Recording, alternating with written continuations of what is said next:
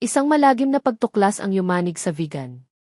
30 plastic bag na naglalaman ng mga hiniwang piraso ng laman ng tao ang natagpuan sa silid operasyon ng isang lumang ospital na matagal nang sarado. Ngunit ang mas nakakagulat, lahat ng piraso ay may pare-parehong Sino ba talaga sila at bakit nananatiling sariwa ang mga laman? Ang ospital na muling nabuhay sa gitna ng gabi. Bumubuhos ang malakas na ulan sa lungsod ng Vigan noong gabing iyon. Ang hangin ay mamasa-masa at ang lamig ay tumatagos hanggang sa buto. Ang mga ilaw sa kalye sa distrito ng Mestizo ay kumikislap-kislap, ang ilan ay patay, ang ilan na may parang nag-aatubiling magbigay liwanag. Sa dulo ng kalyeng iyon, nakatayo ang isang malaking gusali na kulay abo. Ang ospital ng Inang Awa, sarado sa loob ng 3 taon. Ang mga bakal na bakod nito ay kinakalawang, ang mga salamin sa bintana ay mailamat, at ang mga pader ay nilulumot na parang balat na kinalimutan na ng panahon. Noong gabing iyon, si Mang Cardo, isang may edad ng janitor, ay lumalakad sa gitna ng ulan, may dalang malaking flashlight at isang kalawanging susi. Inatasan siya ng isang kontratista na linisin ang pangunahing silid ng ospital. Ayon sa balita, aayusin ang gusali at ibebenta sa isang dayuhang mamumuhunan. Walang pakialam si Mang Cardo. Ang nasa isip niya lang ay ang dagdag na bayad para sa overtime at ang mabilis na pag-uwi. Ngunit mula nang humakbang siya papasok sa lobby, isang hindi maipaliwanag na kaba ang gumapang sa kanyang bato. Ang hangin sa loob ng gusali ay mabigat at kulob, ngunit may kakaiba pa. Isang amoy metal, parang amoy ng dugong natuyo na. Napalunok siya, sinubukang pakalmahin ang sarili. Dahan-dahan siyang naglakad sa mahabang pasilyo, hawak ang flashlight. Hangin lang yan, bulong niya, kahit na mabilis ang tibok ng kanyang puso. Huminto ang kanyang mga hakbang sa harap ng isang pintong may nakasulat na ay pangunahing silid operasyon. Bahagyang bukas ang pinto at mula sa loob ay may maririnig na mahinang ugong ng makina, parang tunog ng isang refrigerator. Ngunit sa pagkakatanda niya sa ulat na nabasa, lahat ng kagamitang dekuryente sa ospital ay matagal nang pinutulan ng linya. Dinaig ng kuryosidad ang kanyang takot. Binuksan ni Mang Cardo ang ilaw sa silid. Isang mapusyaw na puting liwanag ang pumuno sa silid operasyon na nananatiling maayos na para bang huminto ang oras doon. Sa isang sulok, nakatayo ang isang malaking refrigerator na kulay pilak.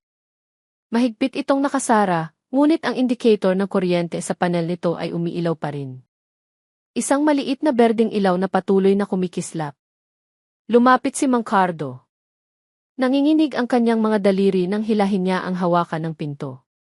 Isang malamig na hangin ang humampas sa kanyang mukha, kasabay ng isang malansang amoy na tumusok sa kanyang ilong. Nanlaki ang kanyang mga mata nang makita ang laman ng refrigerator. Dose-dosenang itim na plastic bag ang maayos na nakasalansan sa mga bakal na estante. Bawat isa ay may maliit na etiketang may nakasulat na mga numero at letrang malabo na. Tinitigan niya ang isang bag sa pinakamataas na estante, yumuko, at dahan-dahang kinalas ang buhol nito. Pagkaraan ng ilang sandali, nanigas ang kanyang katawan. Sa loob ng bag ay hindi tirang pagkain, hindi basura mula sa ospital, kundi isang piraso ng laman ng tao, kumpleto sa mga daliri ng kamay na buo pa. Ang mga kuko nito'y kulay asul at basa pa ang dugo. Sumigaw ng malakas si Mang Cardo.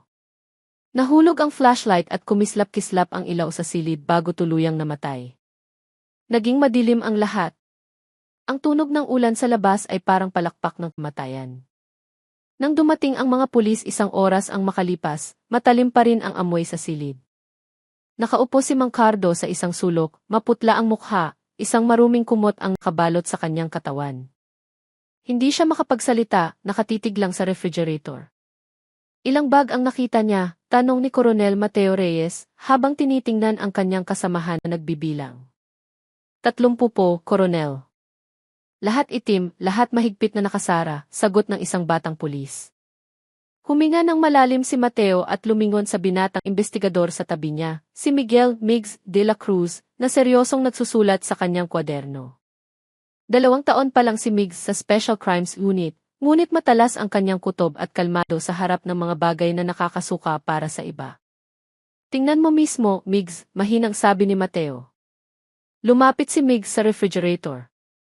Ang kanyang mga kamay ay may suot na goma na guwantes na basa na dahil sa pawis.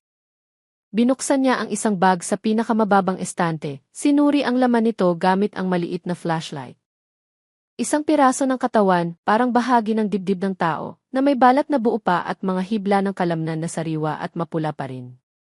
Imposible to, bulong niya. Tinaas ni Mateo ang kilay. Anong ibig mong sabihin? Kung 3 taon nang sarado ang ospital na to, bakit sariwa pa ang pirasong ito? Muling tiningnan ni Migs ang bag. Hindi ito lumang laman, Koronel. Bago pa to. Katahimikan. Tanging ang tunog ng patak ng ulan mula sa butas na bubong ang maririnig. Matagal na tinitigan ni Mateo si Migs, saka nagsalita ng may kabigatan, ibig sabihin, may gumagamit pa rin ang silid na to hanggang kamakailan lang. Isang simpleng pangungusap na ganap na nagpabago sa direksyon ng investigasyon. Ang ospital na inakalang patay na ay may pulso pa pala sa gitna ng kadiliman. Kinabukasan ng umaga, napalibutan na ng police line ang gusali. Nagsimula nang dumating ang media, tinututukan ang gusali gamit ang malalaking kamera. Mabilis kumalat ang balita. Karumal-dumal pagtuklas lumang ospital ng Vigan. 30 plastic hinihinalang naglalaman ng organo ng gihi. Sa kanyang pansamantalang opisina, tinitigan ni Migs ang mga litrato mula sa forensic sa kanyang laptop. Lahat ng piraso ng katawan ay may malinis na hiwa, hindi tulad ng biktima ng mutilasyon, kundi resulta ng isang tumpak na operasyong medikal. Kung sino man ang gumawa nito, hindi siya ordinaryong tao, bulong ni Migs. Doktor siya.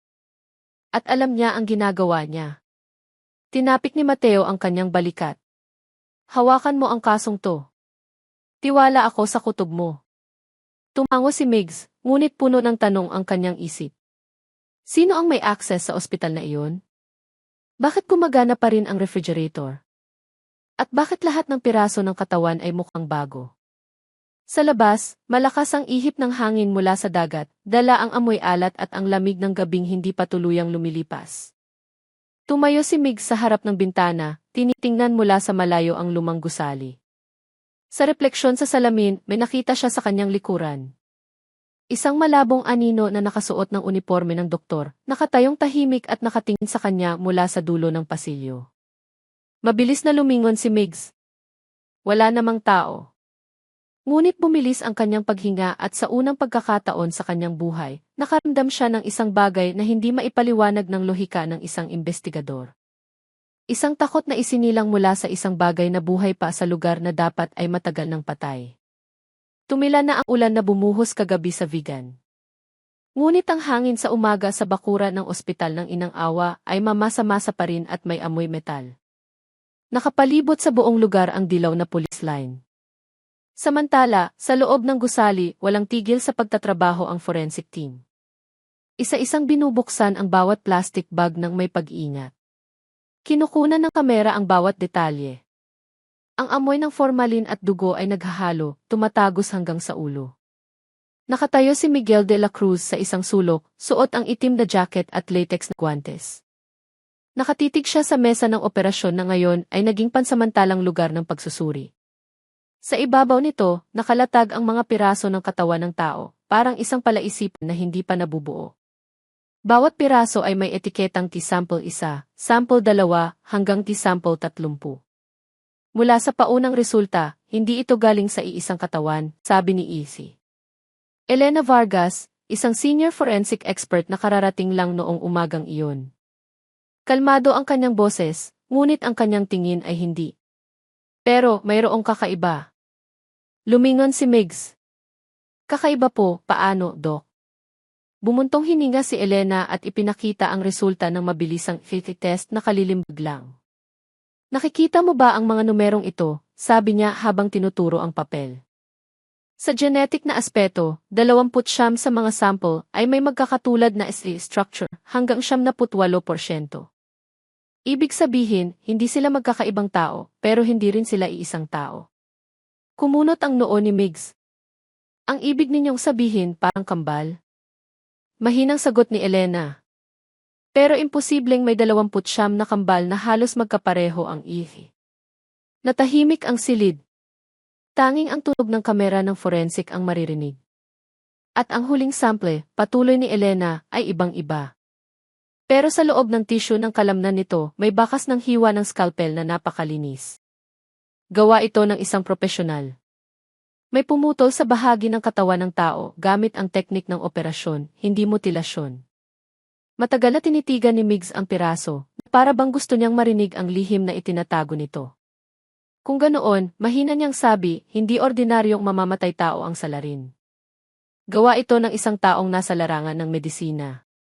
Tumango si Elena nang walang sinasabi.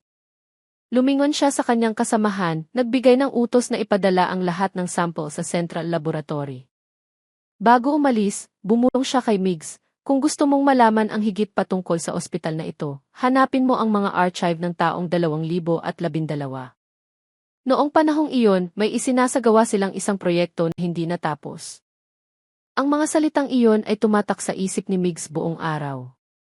Kinaumagahan, nakaupo si Migs sa kanyang sasakyan sa harap ng istasyon ng pulis, binubuksan ang mga lumang dokumento na nakuha niya mula sa City Health Archive. Ang ospital ng Inang Awa ay dating kilala bilang pinakamahusay na sentro ng operasyon at biomedical research sa buong Hilagang Luzon. Maraming magagaling na doktor ang nagmula roon, kabilang si Ilse Julian Valderrama, ang pinuno ng isang experimental medical project noong panahong iyon. Ngunit bigla na lang, 3 taon na ang nakalipas, isinara ang ospital dahil daw sa pagkalugi. Walang karagdagang paliwanag. Nagbasa pa ng malalim si Migs, pahina-pahina, hanggang sa makita niya ang isang ulat na may pamagat na Project Tanglaw. Ngunit-punit ang ibabang bahagi ng papel, ilang linya lang ng teksto ang natira, pangunahing layunin, pagpaparami ng buhay na tissue sa pamamagitan ng genetic manipulation. Paunang subject, inisyal, ACACD. Ricardo de la Cruz. Napigil ang hininga ni Mig sa 2 letrang iyon. Ang inisyal ay kapareho ng pangalan ng kanyang ama. Matagal siyang natigilan, sinusubukang itanggi ang posibilidad. Baka nagkataon lang, baka hindi ang tatay ko. Ngunit ayaw maniwala ng kanyang puso. Dumidilim na nang magpasya si Migs na umuwi. Ang hangin mula sa dagat ay tumatago sa balat at ang langit sa Vigan ay tila mabigat, nagbabadyang umulan muli. Binuksan niya ang gate ng kanyang simpleng bahay sa barangay San Julian. Binuksan ang ilaw sa Teresa at umupo sa isang silyang yari sa kahoy. Ngunit hindi nawala ang kakaibang pakiramdam. Mula pa kagabi, pakiramdam niya ay may nagmamasid sa kanya. Binuksan niya ang kanyang cellphone, sinuri ang recording ng tihis na naka-install sa harap ng kanyang bahay. Noong 2 oras ng madaling araw, na-record ang isang taong nakasuot ng uniforme ng doktor, nakatayong tahimik sa harap ng kanyang gate sa loob ng halos 1 minuto, bago nawala papunta sa pangunahing kalsada. Hindi malinaw ang mukha nito, ngunit sa dibdib nito ay may nakasabit na e-card ng ospital. Malabo ang sulat sa card. Isang titik lang ang nababasa, ay AD. Napalunok si Migs. Paulit-ulit niyang pinanood ang recording, sinusubukang maghanap ng iba pang detalye. Ngunit habang pinapanood niya ito, lalo siyang nakukumbinsi na hindi nagkataon lang ang pagpunta ng taong iyon. Dumating ito para sa kanya. Bago pa siya makapag-isip ng malalim, nag-vibrate ang kanyang cellphone. Isang hindi kilalang numero ang tumatawag. Sinagot ni Migs ng may kalmadong boses. Hello! Walang nagsasalita sa kabilang linya. Tanging isang mahinang paghinga at mabigat na paghingal. Sino to? Tanong niya ulit. Tahimik pa rin. Ilang segundo ang lumipas, may narinig siyang isang paos na bulong na nagpatayo ng kanyang mga balahibo. Huwag mong buksan ang pangalawang freezer. Naputol ang tawag. Natigilan si Migs, malakas ang kabog ng kanyang dibdib. Pangalawang freezer. Sa ulat ng ospital, isa lang ang malaking refrigerator na nakalista. Agad niyang tinawagan si Coronel Mateo. Coronel, bukas ng umaga, babalik ako sa lokasyon. Mayroon tayong hindi pa nakikita. Si Mateo sa kabilang linya ay sumagot lang ng maikli, sige, pero mag-ingat ka, Migs. Ang kasong ito ay nagsisimula ng magdulot ng kaba sa maraming tao. Kinabukasan, bumalik si Migs sa ospital kasama ang 2 karagdagang miyembro ng forensic team. Mas malamig ang hangin sa loob ng silid operasyon kaysa dati. Pinatay na ang pangunahing refrigerator, ngunit ang indicator ng kuryente sa dingding ay umiilaw pa rin. Sinundan ni Migs ang gilid ng silid, pinagmamasdan ang bawat panel. Sa likod ng isang tumpok ng maalikabok na kagamitan sa operasyon, natagpuan niya ang isang maliit na bakal na pinto na nakatago sa dingding. Walang susi, tanging isang digital na keypad na mailamat na. Ito siguro ang pangalawang freezer na tinutukoy sa tawag, bulong ni Migs. Sinubukan niyang piliting buksan ang pinto gamit ang isang maliit na bareta. Pagkaan ng ilang sandali, umingit ang pinto at dahan-dahang bumukas, nagpapakita ng isang maliit na silid na may sukat na 2 metro kwadrado. Isang patayong refrigerator ang nakatayo sa loob, mas moderno kaysa sa isa, na may malambot na puting ilaw na nagmumula sa loob. Sa loob nito, mayroon lamang isang transparent na plastic bag, iba sa 30 itim na bag na nauna. Dahan-dahang hinila ni Migs ang bag. Sa loob nito ay isang piraso ng mukha ng tao, kalahating bahagi lang, panga, labi at bahagi ng mata na buo pa. Ngunit nang tingnan niya ito ng mas malapitan, huminto ang daloy ng kanyang dugo. Ang piraso ng mukha ay kamukhang kamukha niya. Umatras siya ng isang hakbang, nanginginig ang buong katawan. Ang mga kasama ng forensic team sa likod ay natigilan, hindi makapagsalita. Biglang naging masikip ang silid, ang malamig na hangin ay naging isang pabigat. Tiningnan muli ni Migs ang bag at sinabi, nang marahan ngunit may diin, kung sino man ang gumawa nito, alam niyang darating ako rito. Noong gabi, nakaupo si Migs sa kanyang kotse, gulong-gulo ang isip. Tinitingnan niya ang lungsod ng Vigan mula sa malayo. Ang mga ilaw ng lungsod ay mukhang malabo sa likod ng manipis na ulap. Ang radyo ay nag-broadcast ng pinakabagong balita. Yan kaso ng pagtuklas ng piraso ng katawan ni si ospital ng inang Livy ngayon isang pambansang misteryo. Iniimbestigahan ni 5 ng pulisya Benz, pagkakasangkot ng taong medical kasong Pinatay ni Migs ang radyo. Pumikit siya, ngunit ang imahe ng mukha sa loob ng plastic bag ay patuloy na bumabagabag sa kanya. Alam niyang nagsisimula pa lang ang imbestigasyon na ito, at habang lumalalim ang kanyang paghakbang, lalo siyang nilalamon ng misteryo. Kulay abo ang langit sa Vigan noong hapong iyon na para bang alam nitong may isang madilim na lihim na malapit ng mabunyag. Ang mga ulap ay nakabitin ng mabigat sa ibabaw ng gusali ng pulisya, nagpapabigat sa tensyonadong kapaligiran. Nakaupo si Miguel de la Cruz sa kanyang opisina, pagod ang mukha. Sa ibabaw ng kanyang mesa, nagkalat ang mga forensic file, mga larawan ng mga piraso ng katawan at ang mga resulta ng test. Ngunit ang kanyang isip ay nakatuon pa rin sa isang bagay, ang piraso ng mukha sa loob ng transparent na plastic bag na natagpuan sa pangalawang freezer. Ang mukhang iyon, kahit bahagya lang, ay sobrang kamukha niya. Sinubukan niyang iwaksi ang takot gamit ang lohika. Baka nagkataon lang ang anatomiya o epekto ng ilaw. Ngunit ang isang bahagi ng kanyang kalooban ay alam na hindi ganito kasindak ang isang pagkakataon. May kumatok sa kanyang pinto. Pumasok si Coronel Mateo Reyes, may dalang isang tasa ng mainit na kape. Migs, galing ako sa forensic, sabi niya nang walang paligoy-ligoy. Kinumpirma na nila. Ang piraso ng mukha sa pangalawang freezer ay maisig na kaparehong-kapareho ng sayo. Naniga si Migs. Ang mga salitang iyon ay tumama sa kanya ng mas malakas pa sa isang bala. Paano? Paano nangyari yon, Coronel? Paos niyang tanong. Buhay pa ako. Matagal siyang tinitigan ni Mateo. Iyan ang kailangan nating alamin. Pero malinaw na hindi lang ito simpleng pagpatay. May mas malaking bagay sa likod nito. Dahan-dahang tumango si Migs. Nakakuyom ang kanyang mga kamao, ngunit blanko ang kanyang mga mata. Kung sino man ang gumawa nito, mahina niyang sabi, alam niya ang tungkol sa akin, tungkol sa pamilya ko. Noong gabi, pinuntahan ni Migs ang bahay ni Izzy.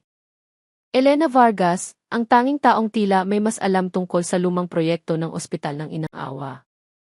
Ang bahay ng doktor ay nasa distrito ng Mestizo, isang lumang bahay na may istilong kolonyal at hardin na puno ng mga bulaklak ng kalatsotsi. Bukas pa ang ilaw sa sala nang dumating si Migs. Binuksan ni Elena ang pinto, balisa ang mukha. Migs, gabi na. Anong kailangan mo? Kailangan ko po kayong makausap, Dok. Tungkol sa Project Tanglaw. Agad na nagbago ang mukha ni Elena.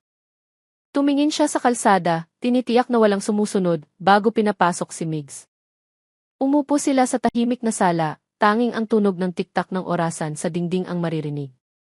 Paano mo nalaman ang tungkol sa proyektong iyon? Maingat na tanong ni Elena. Inilapag ni Migs ang isang folder sa mesa. Mula sa archives ng ospital. Nandoon ang pangalan ng tatay ko, si Ricardo de la Cruz. Kasama ba siya? Matagal na natahimik si Elena bago sumagot. Hindi bahagi ng proyekto ang tatay mo. Siya ang isa sa mga dahilan kung bakit sinimulan ang proyekto. Umupo ng tuwid si Migs. Anong ibig ninyong sabihin? 10 taon na ang nakalipas, malubha ang sakit ng tatay mo, liver failure. Ang ospital ng Inang Awa ang naging unang lugar para sa isang pagsubok sa pagpaparami ng human tissue, o ang tinatawag nilang Project Tanglaw. Ang doktor na namuno sa pananaliksik ay si EUC. Julian Valderrama. Naniniwala siyang makakalikha siya ng buhay na donor sa pamamagitan ng genetic engineering. Pero nabigo ang eksperimento niya at ang tatay ko. Nawala siya, mahinang sagot ni Elena. Opisyal na idineklarang patay pero walang bangkay. Isinara ang ospital ilang taon pagkatapos noon. Lahat ng talaan ay binura. Hinawakan ni Migs ang kanyang ulo, sinusubukang unawain ang lahat. Ibig sabihin, ang proyekto ay lumikha ng mga tao. Hindi ganap na tao, sabi ni Elena. Mas tamang sabihing mga kopya. Walang pagkakakilanlan, walang nakaraan. Mga katawan lang na perpekto para sa organ donation. Pero kung mayroong piraso ng mukha na kamukha mo, ibig sabihin hindi pa tumitigil ang proyekto. May nagpapatuloy nito. Natahimik sila sandali. Nagsimulang umambon sa labas, nagre-reflect ang mga ilaw sa salamin ng bintana. Tinitigan ni Mig si Elena nang may matalim na tingin. Sino ang posibleng magpatuloy nito? Sino ang may access? Binuksan ni Elena ang kanyang bibig, ngunit bago pa siya makasagot, umingit ang pinto sa likod ng bahay. Narinig ang mabilis na mga yabag. Agad na hinugot ni Migs ang kanyang baril. Sino yan? Sigaw niya. Walang sumagot, tanging tunog lang ng isang bagay na nahulog sa kusina. Tumakbo si Migs papunta sa pinanggalingan ng ingay, sinipa ang pinto, at natagpo ang bukas ang bintana ng kusina. Umiindayog ang kurtina dahil sa hangin. Sa sahig, may isang maruming sulat na may mga patak ng ulan. Kinuha ni Migs ang sulat. Nagmamadali at nanginginig ang pagkakasulat, huwag kang magtiwala kahit kanino. Hindi natigil Vents Project Tanglaw. Buhay sila. Nang bumalik siya sa sala, wala na si EUC. Elena! Ang upuan kung saan siya nakaupo kanina ay marahang umuugoy pa. Sa sahig, isang baso ng tsaa ang natapon, kahalo ng sariwang dugo na tumutulo mula sa mesa. Natigilan si Migs. Napigil ang kanyang hininga. Tumakbo siya sa likod bahay. Nakahandusay ang katawan ni EUC. Elena malapit sa kanyang kotse. Ang liig niya ay maihiwa, malinis na parang resulta ng isang operasyon. Nakadilat ang kanyang mga mata, nakatitig sa kalangitan. Ilang oras ang lumipas, muling napalibutan ng police line ang bahay. Nakahilera ang mga patrol car at ambulansya sa labas ng bakod. Dumating si Coronel Mateo na may malungkot na mukha, tinapik ang balikat ni Migs na nakaupo sa hagdanan. Maputla ang kanyang mukha, basa ng ulan ang kanyang uniforme. Lampas na ito sa inaasahan natin, mahinang sabi ni Mateo.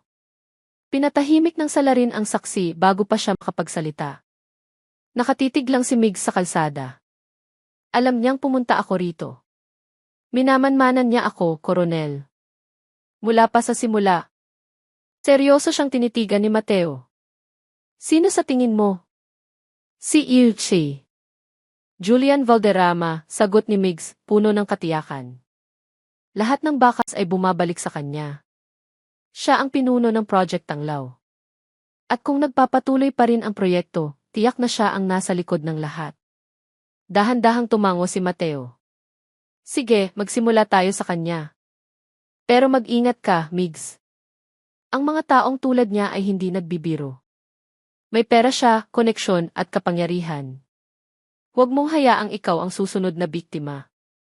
3 araw ang lumipas, nakatanggap si Migs ng impormasyon na si EUC. Valderrama ay nagtatrabaho na ngayon sa isang pribadong ospital sa distrito ng Bantay.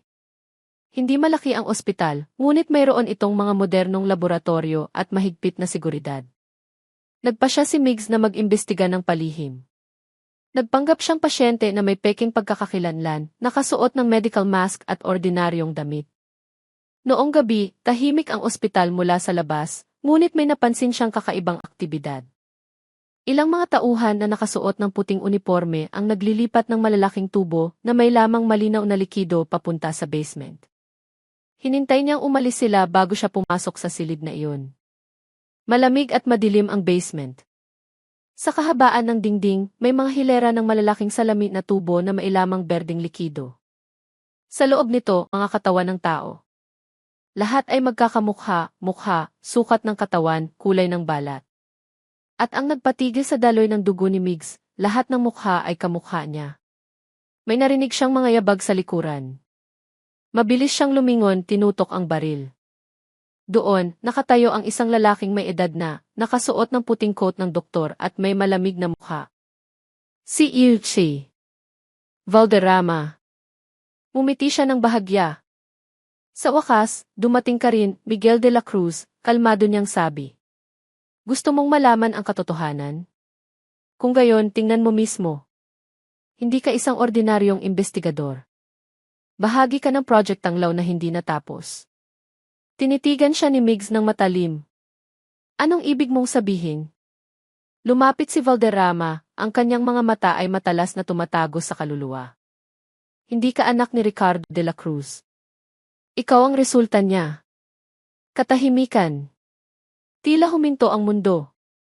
Nanigas si Migs. Huminto sandali ang tibok ng kanyang puso. Gusto niyang itanggi, ngunit lahat ng piraso ng palaisipan na kanyang binuo ay biglang nagkaroon ng katuturan. Nakatayo si Miguel de la Cruz na parang estatwa sa malamig na basement. Sa paligid niya, ang mga salamin na tubo na naglalaman ng mga katawan ng tao ay parang isang eksibisyon ng kasalanan na binalot sa siyensya. Ang berdeng likido ay dahan-dahang bumubula, lumilikha ng mga anino ng iisang mukha, ang sarili niyang mukha na nakabitin ng walang buhay. Ang mga salita ni E.C. Valderrama ay paulit-ulit na umaalinggaw sa kanyang isipan, hindi ka anak ni Ricardo de la Cruz. Ikaw ang resulta niya. Ang mga salitang iyon ay parang martilyong humampas sa kanyang pagkatao.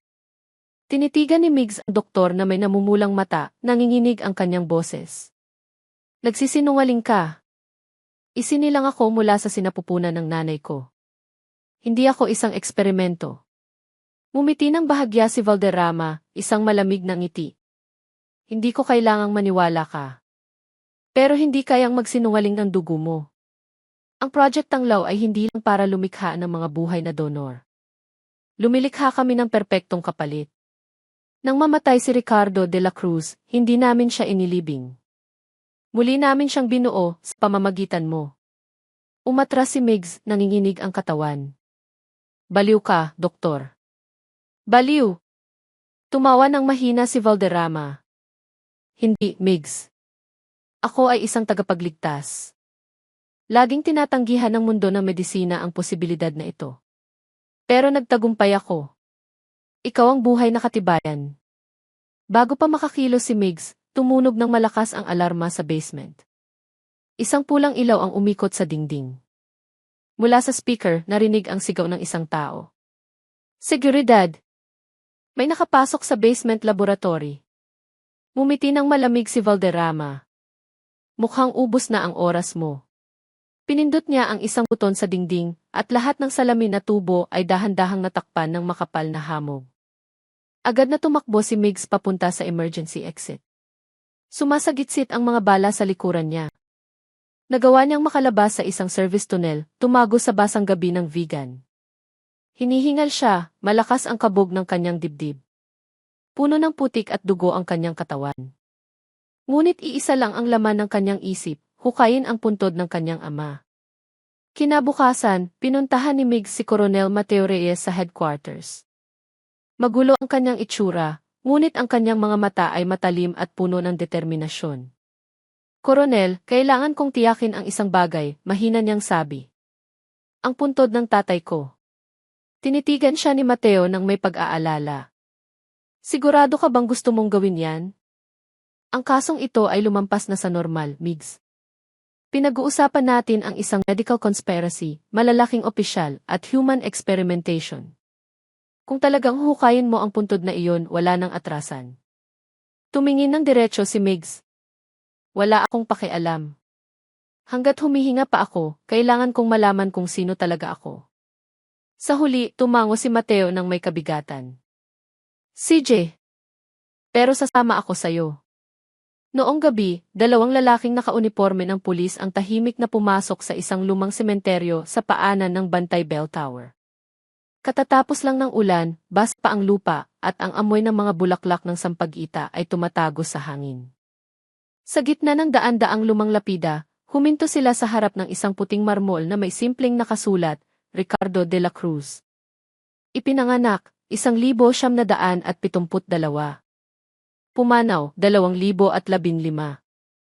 Matagal na tinitigan ni Migs ang lapida. Nanginginig ang kanyang mga daliri nang hawakan niya ang pangalang nakaukit. Ang pangalang matagal na niyang iginagalang, ang dahilan kung bakit siya naging pulis. Ngayon, lahat ay tila malabo. Simulan na nating maghukay, mahina niyang sabi. Gamit ang mga pala, tahimik silang nagtrabaho. Tanging ang tunog ng metal na tumatama sa basang lupa ang maririnig. Bawat paghukay ay parang paghampas sa sarili niyang puso.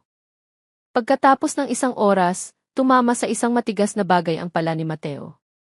Ang kabaong. Dahan-dahan nilang binuksan ang takip. Ngunit ang laman nito ay nagpatigil sa kanilang dalawa. Walang laman ang kabaong. Tanging isang tuyong puting tela, isang sapot, ang nasa loob, walang katawan. Umatras si Migs. Nanlaki ang kanyang mga mata. Impossible. Seryoso siyang tinitigan ni Mateo. Ibig sabihin, tama. Hindi kailanman inilibing ang bangkay ng tatay mo. Hinawakan ni Migs ang kanyang ulo. Tila umiikot ang mundo. Kung ganoon, nasaan ang bangkay ng tatay ko? Bago pa makasagot si Mateo, isang liwanag ng sasakyan ang tumutok mula sa malayo. Narinig ang tunog ng makina na mabilis na papalapit. Dali, may dumarating, sabi ni Mateo. Nagtago sila sa likod ng isang malaking lapida.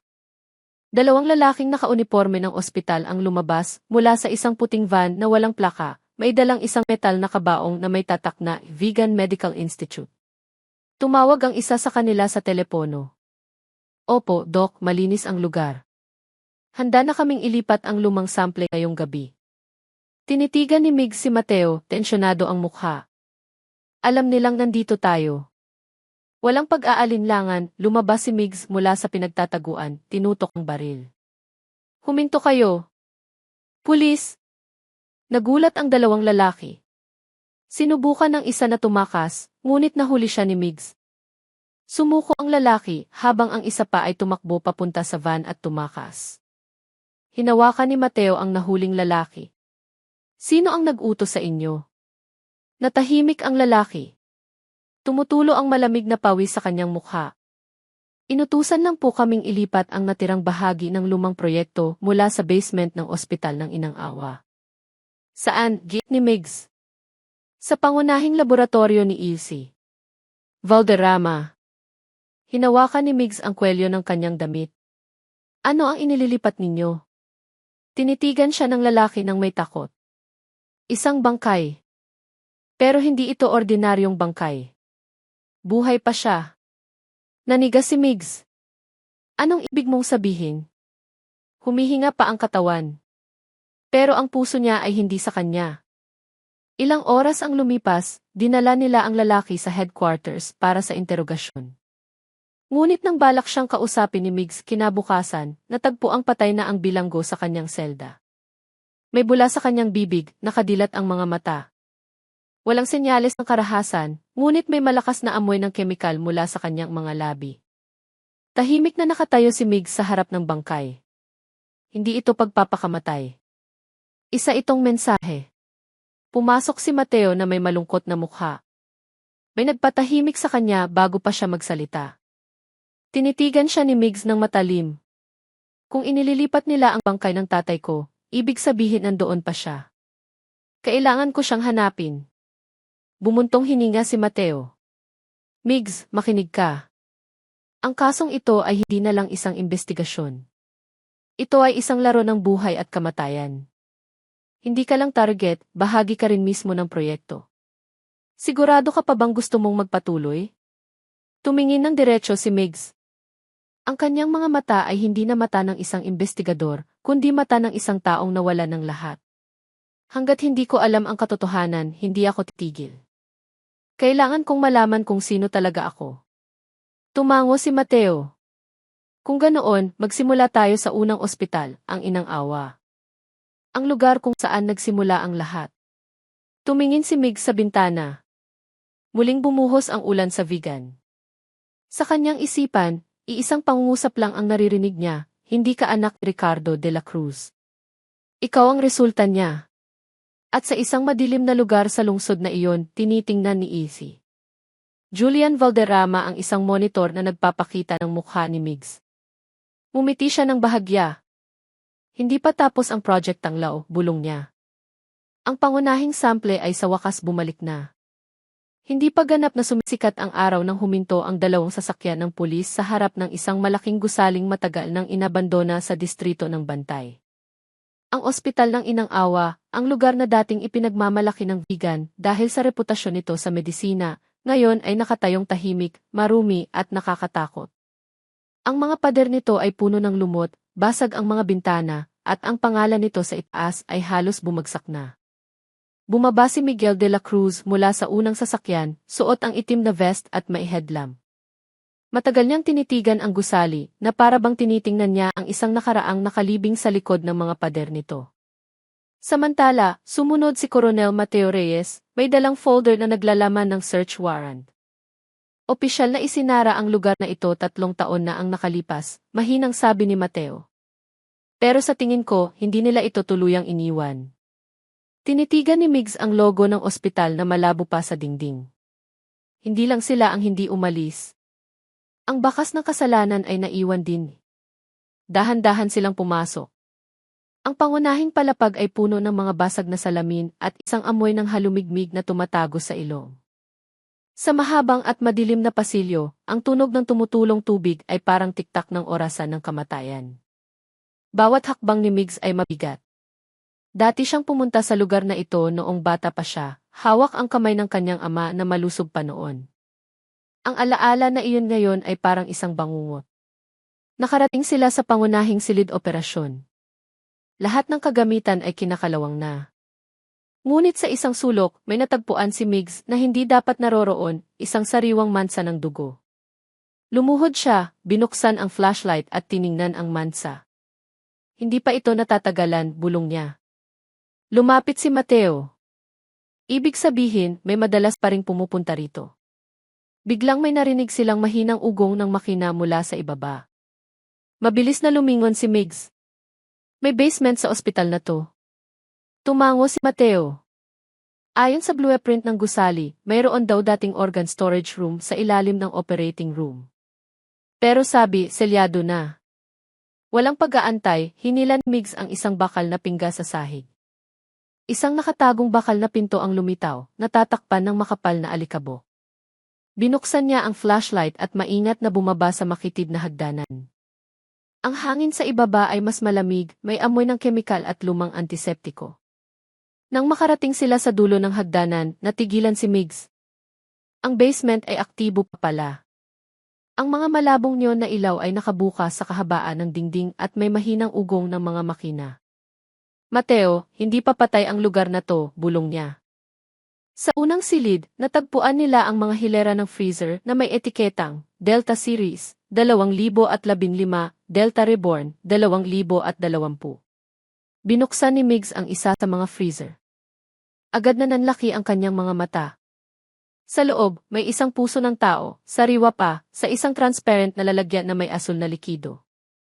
Ang etiketa sa lalagyan ay nagpatigil sa tibok ng kanyang puso, code, Ricardo ICD. Tinitigan siya ni Mateo, hindi makapaniwala. Pangalan iyan ng tatay mo. Hinawakan ni Migs ang salamin ng lalagyan, nanginginig ang kamay. Ibig sabihin, ginamit nila ang mga organo ng tatay ko. Pero para kanino? Bago pa makasagot si Mateo, may narinig silang mga yabag mula sa dulo ng pasilyo. Nagtago silang dalawa sa likod ng isang tumpok ng mga tubo. Dalawang lalaking nakaunipormeng puti ang dumaan, may dalang metal na trolley na may maliliit na tubo. Sabi ni EC. Valderrama, pinabilis na ang susunod na operasyon, sabi ng isa. Halos handa na ang pasyente. Malapit nang dumating ang pangunahing donor. Napigil ang hininga ni Migs. Alam niyang siya ang tinutukoy na pangunahing donor. Pagkaalis nila, nagmadali si Migs papunta sa huling silid sa dulo ng pasilyo. Isang bakal na pinto na may logo ng E-Biogen Vegan ang nakakabit doon. Sinipa niya ito ng malakas at bumukas ang pinto. Ang tanawin sa loob ay nagpatigil sa mundo. Ang silid ay puno ng mga higanting tubo. Bawat isa ay may lamang katawan ng tao na may iisang mukha, lahat ay may mukha ni Migs. Ang ilan ay hilaw pa, walang buhok, walang ekspresyon. Ngunit isa sa kanila ang nagmulat ng mata. Tinitigan nito si Migs mula sa likod ng salamin ang may blankong tingin, saka iginalaw ang mga labi na parang gustong magsalita. Umatras si Migs, puno ng takot. Diyos ko! Tumakbo papasok si Mateo at tinitigan ang tanawin ng may pangingilabot. Impossible. Gumawa sila ng maraming kopya mo. Hinawakan ni Migs ang kanyang ulo. Hindi ako isang ordinaryong tao. Bahagi ako ng proyektong ito. Ginagawa nila ako na parang isang bagay. Sinubukang pakalmahin siya ni Mateo, ngunit nawalan na ng kontrol si Migs. Sinipa niya ang isa sa mga tubo hanggang sa mabasag. Tumapon ang likido sa sahig, dumaloy na parang dugo. Tumunog ng malakas ang alarma. Isang pulang sirena ang umikot sa dingding. Ang mga otomatikong pinto ay nagsara, ikinulong sila sa loob. Mula sa speaker, narinig ang boses ni EC. Valderrama, kalmado at malamig. Inaasahan ko nang babalik ka sa lugar kung saan ka isinilang, Migs. Akala mo ba mapipigilan mo ang proyektong ito? Nagkakamali ka. Kung wala ka, hindi ito magiging perpekto. Tumingin si Migs sa kamera sa sulok ng silid. Mamamatay tao ka. Naglalaro ka sa buhay ng tao. Tumawa ng bahagya ang boses ni Valderrama. Tao. Sigurado ka bang tao ka, Migs? Katahimikan. Tanging ang tunog ng makina at ang tibok ng puso ni Migs ang maririnig. Hindi ka anak ni Ricardo de la Cruz, patuloy ni Valderrama. Ikaw ang pagpapatuloy niya. Ang buhay niya ay inilipat namin sa bago mong katawan. Tandaan mo, binata. Ang dugo mo ay hindi mana. Ang dugo mo ay isang likha. Tumingin si Migs sa sahig, nanginginig ang kanyang mga mata. Kung ganoon, hindi namatay si tatay. Nabubuhay siya sa loob ko. Tama ka, sagot ni Valderrama. At iyan ang dahilan kung bakit kailangan mong bumalik sa amin. Gagawin ka naming perpekto. Ang katawan mo ang kinabukasan. Tumingin si Migs sa mga tubo na nakahilera pa rin. Ang kanyang mga sariling mukha ay nakatingin pabalik ng walang emosyon. Alam niya ang isang bagay. Kailangang wasakin ang lugar na ito. Mateo, hindi natin pwedeng hayaang magpatuloy ito, sabi niya. Dali. Susunugin ko ang lahat. Nagulat si Mateo. Baliw ka ba? Ito ang ebidensya. Tinitigan siya ni Migs ng matalim. Hindi ito ebidensya. Ito ay kasalanan. Hinugot niya ang bala mula sa kanyang bulsa at binaril ang electrical panel. Kumalat ang apoy sa mga kable. Mabilis na gumapang ang apoy sa buong silid. Tumunog ang fire alarm. Tumakbo sila papunta sa emergency exit, sinipa ito palabas bago pa sumabog ang una. Isang malaking apoy ang lumamon sa gusali, nagbigay liwanag sa langit ng vegan noong gabing iyon na parang apoy mula sa impyerno. Mula sa malayo, nakatayo si Ilse. Valderrama sa loob ng isang itim na kotse, tinitingnan ang naglalagablab na apoy ng may malamig na mukha. Tinitingnan niya ang isang tablet sa kanyang kamay. Nandoon pa rin ang digital data tungkol sa MiG series, buo at ligtas. Nasira na ang unang bersyon, sabi niya. Oras na para i-activate ang pangalawang bersyon. Malakas ang ulan noong gabing iyon, binabasa ang mga natirang abo ng ospital ng inang awa na ngayon ay uling na lang. Nawala na ang apoy, ngunit ang amoy ng nasusunog na laman ay nananatili pa rin sa hangin. Umalis na ang mga pulis at bombero, ngunit si Miguel de la Cruz ay nakatayo pa rin mag-isa sa gilid ng mga guho, nakatingin sa dating pinto ng basement na ngayon ay natatakpan na ng alikabok at abo. Sinunog nga ng apoy ang lugar, ngunit hindi nito sinunog ang mga sagot. Alam niyang mayroon pa ring nabubuhay sa labas. Nasira na ang unang bersyon. Oras na para i-activate ang pangalawang bersyon. Ang boses ni E.C. Valderrama ay patuloy na umalinggaw sa kanyang isipan. Bumuntong hininga si Migs at naglakad papunta sa kanyang sasakyan sa gitna ng ulan. Mula sa salamin, nakita niya si Coronel Mateo Reyes na naghihintay sa kanya sa upuan sa harap, tensyonado ang mukha. Wala nang natira, mahinang sabi ni Mateo. Pero sigurado akong nailipat na nila ang lahat ng data bago ang pagsabog. Sinira lang natin ang shell. Tumingin si Migs sa basang kalsada. Ibig sabihin, nagpapatuloy pa rin ang proyekto nila. Sa ibang lugar. Tinitigan siya ni Mateo ng malalim. Migs, kailangan nating magpahinga. 2 araw na tayong walang tulog at puno ng galit ang ulo mo. Kung magpapatuloy ka ng ganito, mahulaan nila ang mga hakbang mo. Ngunit tahimik lang si Migs. Sa kanyang isipan, ang mukha ni E.C. Valderrama ay patuloy na lumilitaw, kasama ang mga mukha ng kanyang mga klon na nakatingin ng blanko mula sa loob ng mga salamin na tubo. Pinisil niya ang kanyang sentido, sinusubukang pigilan ang pagduduwal at galit na naghahalo. 3 araw ang lumipas. Ang vegan ay tila normal, ngunit sa ilalim ng ibabaw nito, dahan-dahang gumagapang ang takot. Ilang residente ang nagulat na nakita ang isang taong kamukha ni Migs na naglalakad ng walang ekspresyon sa paligid ng palengke at sa lugar ng bantay. Mabilis kumalat ang tsismis. May kambal daw na pulis na naglalakad-lakad sa gabi. Tinawag ni Mateo si Migs sa headquarters. Sa mesa ng pulong, inilapag niya ang isang tumpok ng mga ulat at larawan mula sa Tingnan mo to. Tinitigan ni Migs ang screen ng projector. Doon, malinaw na nakikita ang sarili niyang mukha, ngunit may malamig na tingin at matigas na paglakad. Ang oras ng recording na ito ay 2:00 ng madaling araw, paliwanag ni Mateo. At alam kong nasa bahay ka noong oras na iyon. Kaya, sino to? Nagnalit ang mga ngipin ni Migs. Siya ang pangalawang bersyon. Matagal siyang tinitigan ni Mateo. Sigurado ka? Dahan-dahang tumango si Migs. Nararamdaman ko. Alam ko kung paano ako maglakad, pero hindi ako yon. Isa siyang kopya. Sumandal si Mateo sa upuan. Kung ganoon, hindi pa patay ang Project Tanglaw at aktibo pa rin ang clone mo sa labas. Noong hapon, mag-isang pumunta si Migs sa lugar ng bantay, sinusundan ang ulat ng isang residente na nagsabing nakita si Migs na nakaupo sa isang lumang tindahan sa tabi ng dagat. Namumula ang langit sa paglubog ng araw, kalmado ang alon, at sa malayo ay maririnig ang tawag sa pagdadasal mula sa isang maliit na surau. Dahan-dahang naglakad si Migs sa isang maputik na eskinita hanggang sa makita niya ang isang taong nakaupo sa isang bangkong kahoy. Isang lalaking may itim na jacket, magulong buhok at mukhang kapareho niya. Lumingon ang lalaki. Nagtama ang kanilang mga mata. Tila huminto ang oras. Pakiramdam ni Migs ay nakatingin siya sa isang buhay na salamin. Ngunit ang mga mata ng clone ay malamig, walang liwanag ng pagiging tao. Tinutok ni Migs ang kanyang baril. Sino ka? Umiti ng bahagya ang lalaki. Ako ang ikaw na dapat. Anong ibig mong sabihin? Sabi ni E.C. Valderrama, ako ang perpektong bersyon. Walang takot, walang pag-aalinlangan, walang kahinaan. Samantalang ikaw ay isang kabiguang tumakas. Humakbang si Migs. Nagkakamali ka. Tao ako.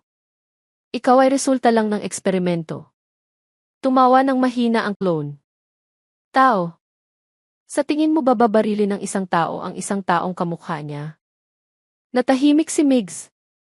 Nanginginig ang kamay na may hawak ng baril. Dahan-dahang tumayo ang clone, tumingin sa dagat, at mahinang nagsalita, hindi tayo magkaiba, Migs. Isa lang ang pagkakaiba natin. Alam ko kung sino ang lumikha sa akin at ipinagmamalaki ko siya. Bago pa makasagot si Migs, isang putok ng baril ang bumasag sa katahimikan. Bumagsak ang clone. Isang bala ang tumama sa kanyang balikat. Mula sa likuran, lumitaw si Coronel Mateo, may hawak na baril. Huwag mo siyang paalisin. Ngunit mabilis kumilos ang clone.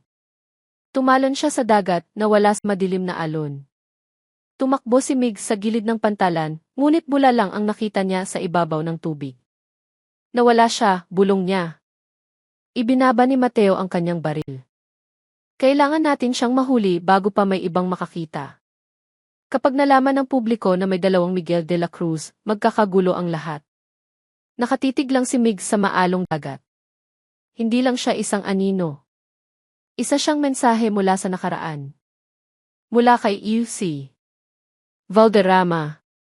Noong gabi, sa isang lihim na laboratorio sa labas ng lungsod, tinitingnan ni Izzy Julian Valderrama ang isang malaking screen ng computer.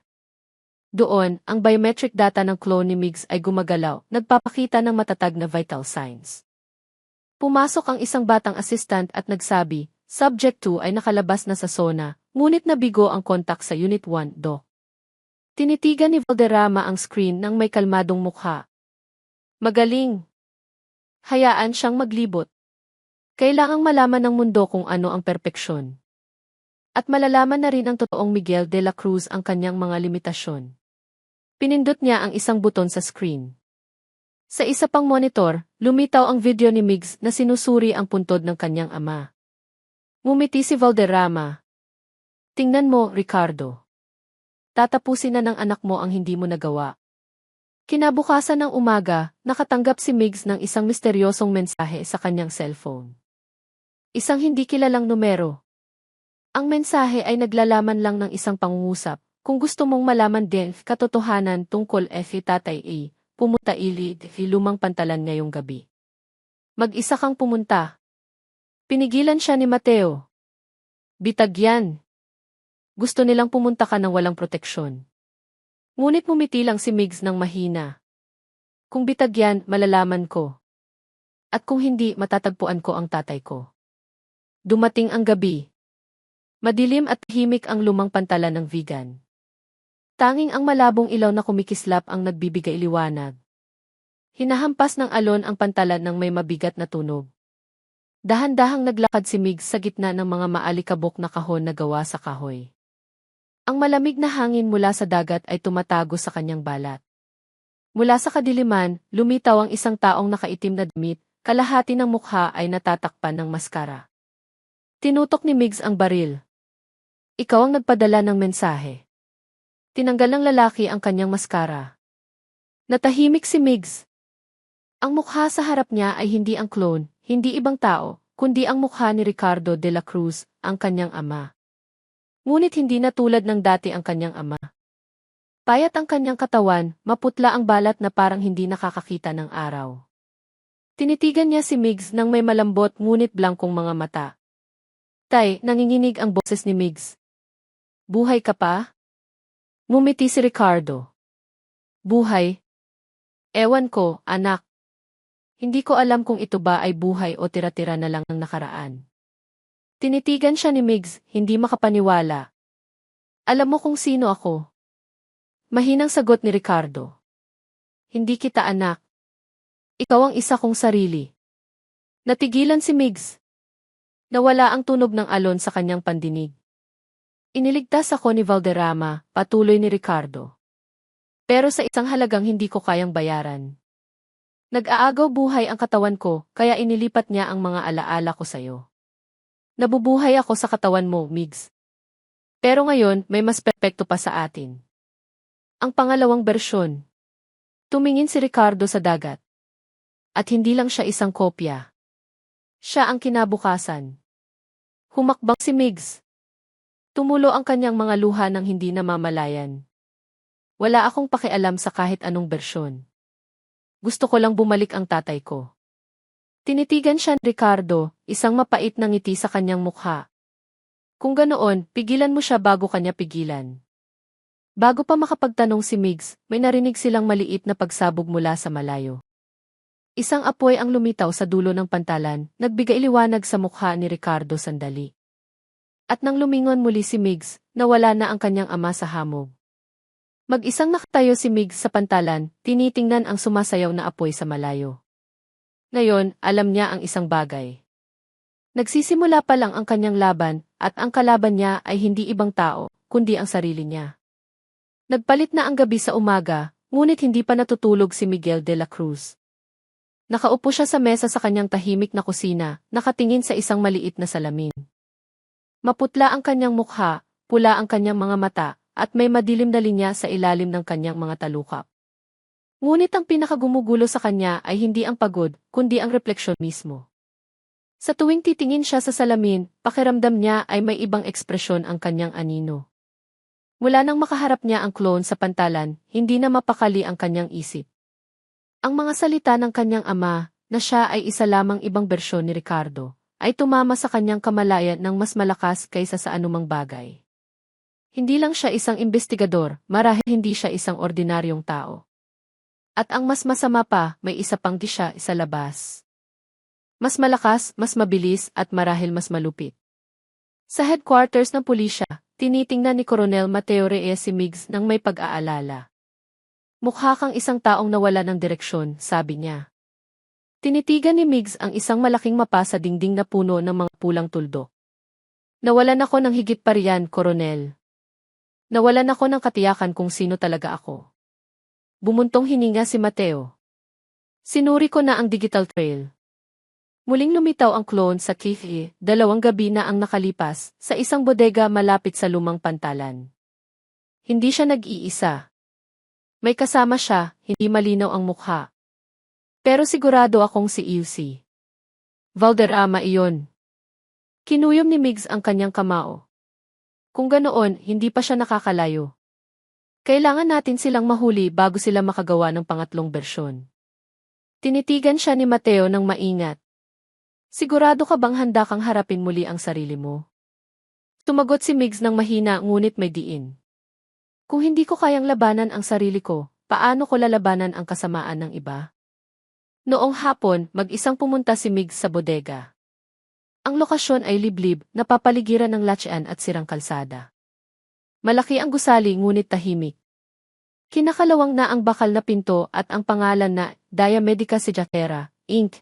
ay nakasabit ng tagilid, ang parehong pangalan ng peking kumpanya ni Valderrama na nabanggit sa lumang file. Nang buksan ni Migs ang pinto, ang hangin sa loob ay mabigat at mamasa-masa. Binuksan niya ang flashlight, nilibot ang pasilyo na puno ng mga lumang kagamitang medikal at malalaking kahon.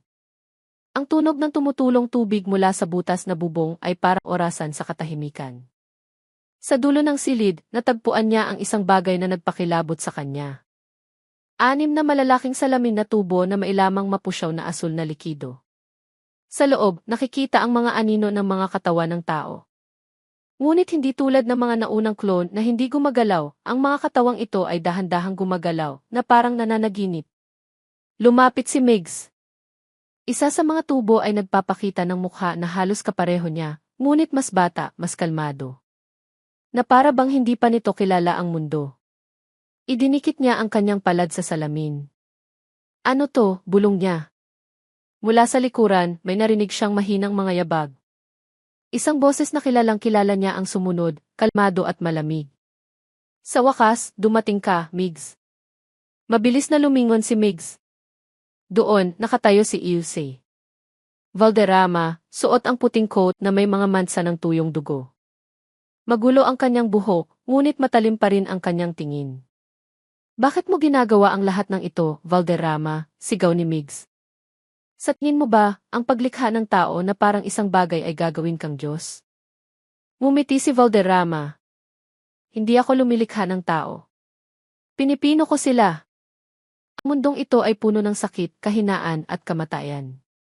Gusto ko lang alisin ang mga kahinaang iyon. Lumapit si Migs, ang baril ay nakatutok sa dibdib ni Valderrama. Sa pamamagitan ng pagpatay sa mga tao at pagkopya sa kanila? Hindi iyan pagliligtas. Pagliligtas, mahinang sabi ni Valderrama. Ang tatay mo, si Ricardo de la Cruz, ang unang proyekto. Kung wala ako, 10 taon na siyang patay. Gumawa lang ako ng isang bersyon na kayang mabuhay. Nagnalit ang mga ngipin ni Migs. Niloko mo ang lahat, kasama na ako. Umiling si Valderrama. Hindi. Binigyan kita ng buhay. Kung wala ako, hindi ka kailanman iiral. Ang pangungusap na iyon ay nagpatahimik kay Migs. Tinitigan niya ang lalaki na may namumugtong mga mata. Sabi mo, ako ang iyong likha. Lumapit si Valderrama, tinitingnan siya na parang isang ama sa kanyang anak. Migs. Ikaw ang pinakamahusay na bersyon ni Ricardo. Naaalala mo ang lahat, ang iyong pagkabata, ang iyong pag-aaral, ang iyong karera sa pulisya, pero lahat iyon ay mga alaala na itinanim ko. Nilikha ka para maging perpekto, ngunit mayroon ka pa ring isang bagay na kinatatakutan ko. Kumunot ang noo ni Migs. Ano iyon? Damdamin. Isang malakas na ingay ang narinig mula sa labas ng bodega. Biglang bumukas ng malakas ang bakal na pinto. Pumasok si Coronel Mateo Reyes kasama ang isang Special Forces team. Migs, bumaba ka. Nakatanggap kami ng ulat ng ilegal na aktibidad dito. Ngumiti si Valderrama. Huli na kayo, Coronel. Nagsisimula pa lang ang palabas. Bago pa makakilo si Mateo, namatay ang mga ilaw sa bodega. Isang pulang emergency light ang umilaw at ang 6 na salamin na tubo ay nagsimulang magkabitak-bitak. Mula sa loob, gumalaw ang mga katawan. Ang ilan ay sumigaw ng walang tunog. Ang ilan ay direktang tumingin kay Migs ng may blankong mga mata. Tumingin si Migs ng may pangingilabot. Diyos ko, anong ginawa mo, Valderrama? Ang huling eksperimento ko, mahinang sabi ni Valderrama. Gusto kong malaman kung sino ang mas malakas, ang isang nilikha na may emosyon o wala. Sabay-sabay na nabasag ang mga salamin. Ang mga klon ay bumagsak sa sahig. Namimilipit ang kanilang mga katawan bago dahan-dahang tumayo. Lahat sila ay nakatingin kay Migs. At mula sa kanila, lumitaw ang pinakanakakatakot na figura, ang pangalawang bersyon. Ang klon na tumakas mula sa pantalan. Ngumiti siya ng malamig. Dumating ka rin, kapatid. Tinutok ni Migs ang kanyang baril. Tapos na to. Tumawa ang klon. Hindi, Migs. Nagsisimula pa lang. Alam mo ba kung bakit ako narito? Dahil mahina ka pa rin. At ngayon, kukunin ko na ang lugar mo sa mundong ito, sa katawang ito, at sa puso ng ating ama. Ang kanyang mga salita ay parang kutsilyo. Bumaril si Migs, ngunit masyadong mabilis ang clone. Sinalag niya ang bala at sumugod. Nagbuno sila sa gitna ng mga basag na salamin at asul na likido. Naghalo sa sahig ang dugo at bula. Sumigaw si Mateo, Migs, umatras ka. Ngunit hindi niya kaya. Hindi ito isang laban sa pagitan ng dalawang tao, kundi sa pagitan ng dalawang bersyon ng iisang kaluluwa. Idiniin ng clone si Migs sa sahig. Sinasakal siya. Nilikha ka para maging kapalit, hindi isang bayani. Oras na para ako naman ang mamuno. Ngunit, bago pa maubos ang kanyang hininga, naaalala ni Migs ang mukha ng kanyang ina. Hinawakan niya ang isang basag na salamin sa tabi niya at sinaksak ang liig ng clone ng buong lakas. Isang tunog ng pagsakal ang pumuno sa hangin, dumaloy ng malakas ang dugo. Bumagsak ang clone, tinitingnan siya ng mga matang unti-unting nawawalan ng liwanag. Tingnan mo. Sa huli, pareho lang tayo. Bumagsak ang kanyang katawan at muling natahimik ang silid. Umatras si UC. Valderrama, namutla ang mukha. Itinutok ni Mateo ang baril sa kanya. Arestado ka sa kasong pagpatay at malubhang paglabag sa medical ethics. Ngunit mumiti si Valderrama. Sa tingin mo ba dito na nagtatapos ang lahat? Mayroon pang isang bersyon na hindi ninyo pa nakikilala. Bago pa makabaril si Mateo, humugot si Valderrama ng isang maliit na hiringgilya at itinurok sa kanyang leg. Agad na nanginig ang kanyang katawan at bumagsak. Ngunit may ngiti pa rin sa kanyang mukha hanggang sa huling sandali. Nakatayo si Migs sa gitna ng mga guho, basang-basa ng dugo ang katawan. Lumapit sa kanya si Mateo. Ayos ka lang? Tinitigan ni Migs ang bangkay ng kanyang clone sa sahig at mahinang sinabi, hindi, Colonel. Kakapatay ko lang sa sarili ko. 2 araw pagkatapos ng labanan sa bodega, kulay abo ang langit sa Vigan. Isang manipis na hamog ang bumalot sa lungsod, at sa gitna ng ambon, nakatayo si Miguel de la Cruz sa harap ng bintana ng kanyang opisina, nakatingin sa tahimik na kalsada. Naaamoy pa rin niya ang bakal mula sa dugo sa kanyang mga kamay, kahit ilang beses na niyang hinugasan.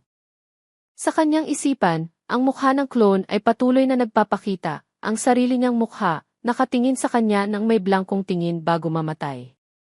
Mula noong gabing iyon, hindi na nagdulot ng kapayapaan ang pagtulog.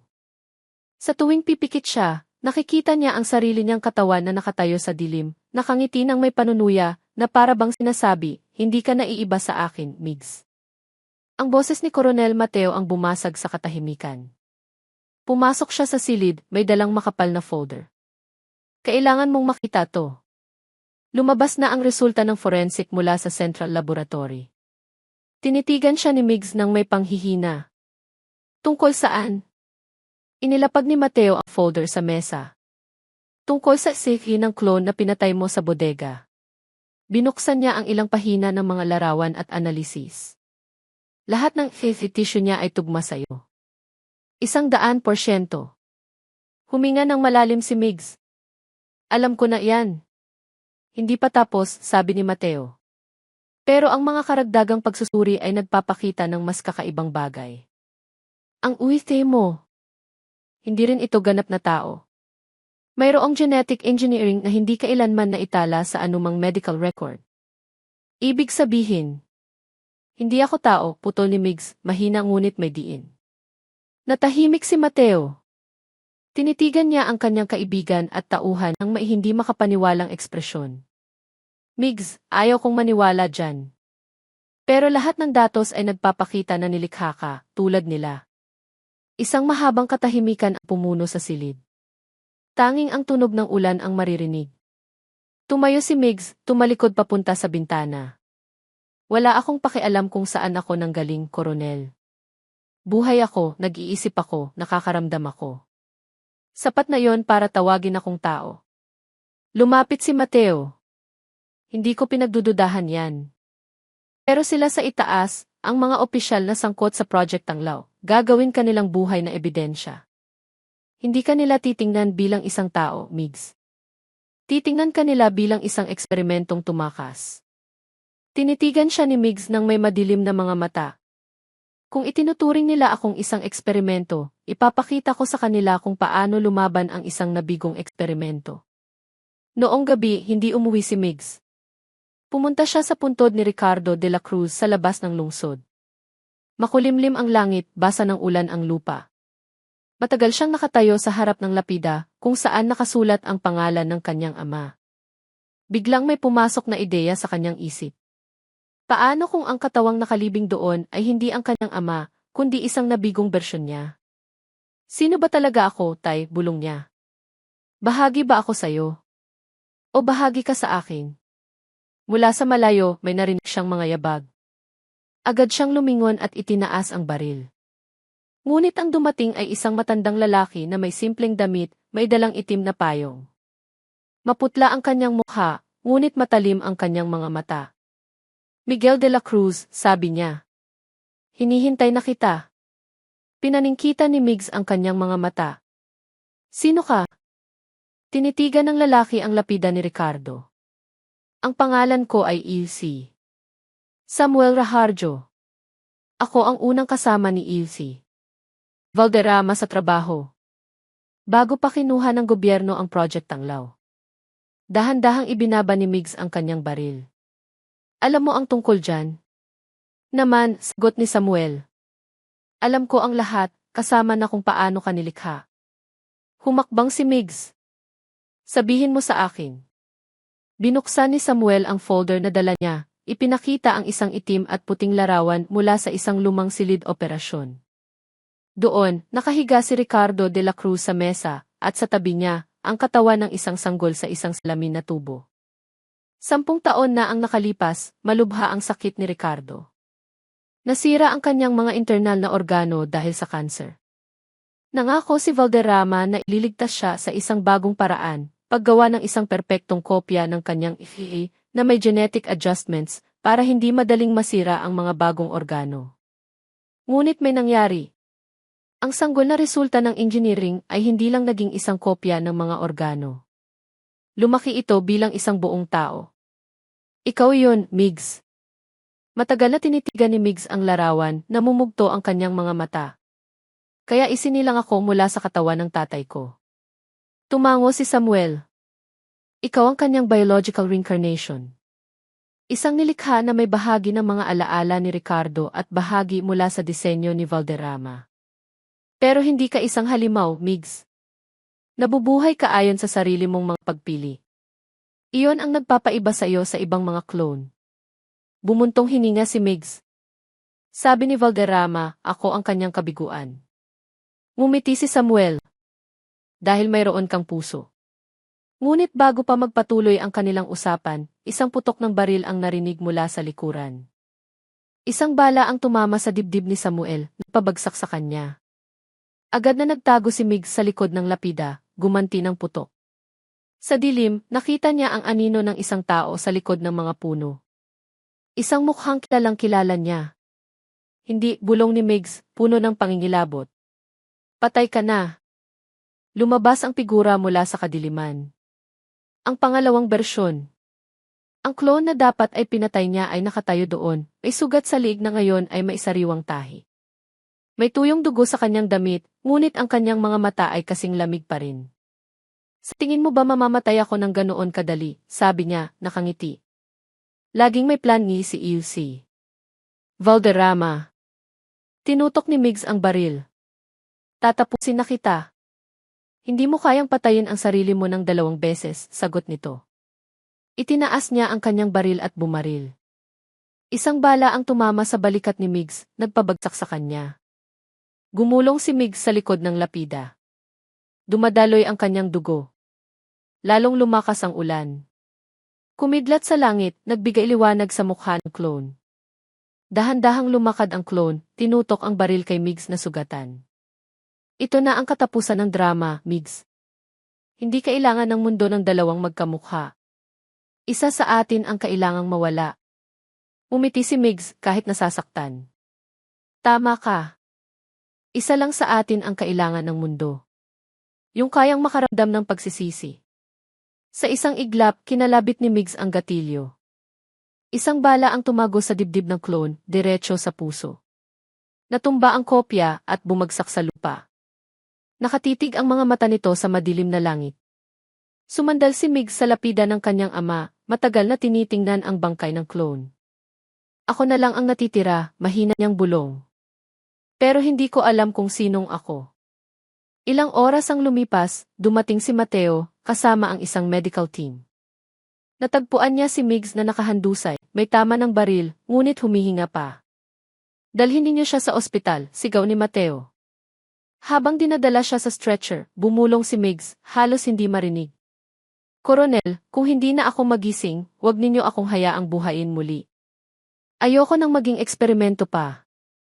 Hinawakan ni Mateo ang kanyang kamay. Hindi ka isang eksperimento, Migs. Ikaw ang pinakamatapang na taong kilala ko. Ilang araw ang lumipas, kumalat ang balita. Ang binatang investigador na si Miguel de la Cruz ay komatos matapos makipaglaban sa utak ng Project Tanglaw. Ngunit sa likod ng mga eksena, ilang opisyal ng gobyerno ang tahimik na dumating sa ospital, nag-utos ng isang bagay na hindi alam ni Mateo. Nagdala sila ng mga high-tech na kagamitan at isang maliit na tubo na may asul na likido. At sa madilim na silid kung saan ginagamot si Migs, biglang nagpakita ng mabilis na pagtaas ng tibok ng puso ang monitor. Pagkatapos, isang mahinang boses ang narinig mula sa speaker, i-activate ang Protocol Alpha. Buhayin ang final version. Ang hangin sa silid kung saan ginagamot si Migs ay napakalamig, tumatago sa buto. Ang mga ilaw na neon ay malabo, nagre-reflect sa anino ng katawan ni Miguel de la Cruz na nakahiga sa kama. Ang mga tubo ng dextrose ay nakakabit sa kanyang balat, at sa kanyang dibdib, ang monitor ay nagpapakita ng hindi matatag na tibok ng puso. Mabilis, tapos biglang bumabagal, na para bang ang kanyang katawan ay nakikipaglaban sa isang hindi nakikitang kalaban. Sa likod ng one-way na salamin, nakatayo si Ilse. Valderrama, seryoso ang mukha, sa pagitan ng 2 lalaking nakaitim. Sabi ng isa sa kanila, handa na ba ang subject para sa Protocol Alpha? Tinitigan ni Valderrama ang monitor. Mahina ang kanyang katawan, pero aktibo pa rin ang kanyang regeneration system. Kung magtatagal pa tayo, maaaring mamatay ng tuluyan ang mga cloned cells. Malinaw ang utos mula sa itaas, Doktor, malamig na sabi ng lalaki. I-activate ang protocol ngayon na. Huminga ng malalim si Valderrama. Tinitigan niya ang mukha ni Migs sa likod ng salamin. Patawarin mo ako, anak. Nilikha kita para iligtas ang sangkatauhan, hindi para gawing sandata. Ngunit pinindot pa rin niya ang buton sa panel na may nakasulat na Activate Protocol Alpha. Biglang nanginig ng malakas ang katawan ni Migs. Tumalon ang heart monitor. Sunod-sunod na tumunog ang alarma ng ospital. Mula sa tubo ng dextrose, isang asul na likido ang nagsimulang dumaloy sa kanyang mga ugat, nagbigay ng bahagyang kislap sa kanyang bala. Sa kanyang malaytao, nakita ni Migs ang isang malabong anino, ang mukha ng kanyang ama, si Ricardo de la Cruz, na nakatingin sa kanya mula sa likod ng puting hamog. Migs, huwag mong hayaang kunin nila ang iyong kaluluwa. Hindi ka nila nilikha. Gusto niyang sumagot, ngunit hindi niya maigalaw ang kanyang katawan. Biglang lumitaw ang mga alaala ng pagkabata na hindi niya kailanman naranasan, mga piraso ng alaala ni Ricardo, ang kanyang kabataan, ang pagpapakasal, at ang huling sandali sa mesa ng operasyon. Lahat ay nagsama-sama sa kanyang isipan. Sumigaw ng malakas si Migs, nanigas ang kanyang katawan at biglang kumalma. Ang monitor ay nagpakita ng matatag na tibok. Ngunit nakabukas ang kanyang mga mata at ngayon ang kanyang mga pupil ay kulay pilak. 3 oras ang lumipas, nakaupo si Migs sa gilid ng kama, tinitingnan ang kanyang mga kamay na kakaibang nanginginig. Nararamdaman niya ang bawat tibok ng dugo, bawat kislap ng kuryente sa kanyang katawan. Ngunit sa likod ng pakiramdam na iyon, mayroong iba pa. Isang bagay na nabubuhay sa loob niya, bumubulong sa isang boses na hindi sa kanya. Gising ka na, Migs. Ngayon, iisa na tayo. Hinawakan ni Migs ang kanyang ulo, sinusubukang labanan ang bulong. Sino ka? Sabi niya. Ako ang bahagi mo na iyong tinanggihan. Ang mga alaala mula sa ibang mga bersyon. Tawagin mo akong Alpha. Dahan-dahang tumayo si Migs. Mahina pa ang kanyang katawan, ngunit matalim ang kanyang mga mata. Sa sulok ng silid, sinusundan siya ng isang security camera. Tumingin siya ng diretso sa lente at mahinang sinabi, Dr. Valderrama, alam kong nakikinig ka. Pupuntahan kita. Pero sa pagkakataong ito, ikaw ang sasagot sa mga tanong ko. Ilang kilometro mula sa ospital, sa opisina ng pulisya, tinitingnan ni Coronel Mateo Reyes ang isang ulat na katatanggap lang niya. Ipinapakita ng mga larawan ang mga katawan ng mga tauhan ng ospital na natagpo ang walang malay, walang sugat, ngunit nawalan ng alaala sa huling ilang oras, at isang bakanting silid kung saan ginagamot si Migs. Nawala siya, bulong ni Mateo. Koronel, ibig ninyong sabihin, tumakas, tanong ng isang opisyal. Tinitigan ni Mateo ang screen ng kikis. Sa recording, makikita si Migs na lumalakad palabas ng ospital nang may kalmadong hakbang, nilagpasan ang 2 gwardiya ng walang laban. Hindi mo ba nakikita? Hindi sila gumalaw. Na para bang naimpluwensyahan niya ang kanilang isipan. Matagal na tinitigan ni Mateo ang screen. Migs, ano ba talaga ang nangyari sa'yo? Noong gabi, sa isang lihim na laboratorio sa paanan ng groto, kinakabahang tinitingnan ni Izzy Valderrama ang datos sa kanyang monitor.